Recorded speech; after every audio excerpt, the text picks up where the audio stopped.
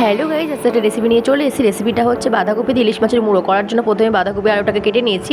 তারপরে করে অল্প পরিমাণ জল দিয়ে ওর মধ্যে লবণ দিয়ে আমি বাঁধাকপি আলুটাকে সেদ্ধ করে ভাপিয়ে নিচ্ছি। ভাপিয়ে নিয়ে একটা পাত্রে নামিয়ে নিলাম। এদিকে আমি ইলিশ মাছের মুড়োগুলো ধুয়ে হলুদ আর লবণ মাখিয়ে নিলাম। দিয়ে কড়াই অল্প পরিমাণ সরষের তেল দিয়ে ইলিশ মাছের মুড়োগুলো এক একে দিয়ে ভেজে তুলে নিচ্ছি। ভেজে তুলে নিয়ে এবার তেলের উপরেই ফোড়ন দিয়ে দেবো শুকনো লঙ্কা, তেজপাতা আর পাঁচফোড়ন।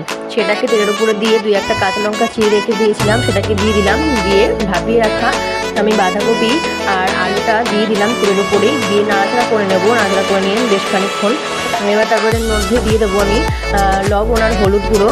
সেটাকে দিয়ে আবার একটু নাড়াচাড়া করে নিচ্ছি। নাড়াচাড়া করে নিয়ে আমি তার মধ্যে ভেজে রাখা ইলিশ মাছের মুড়োগুলোও দিয়ে দিলাম ওর মধ্যে। দিয়ে আবার একটু বেশ খানিকক্ষণ নাড়াচাড়া করে নিচ্ছি।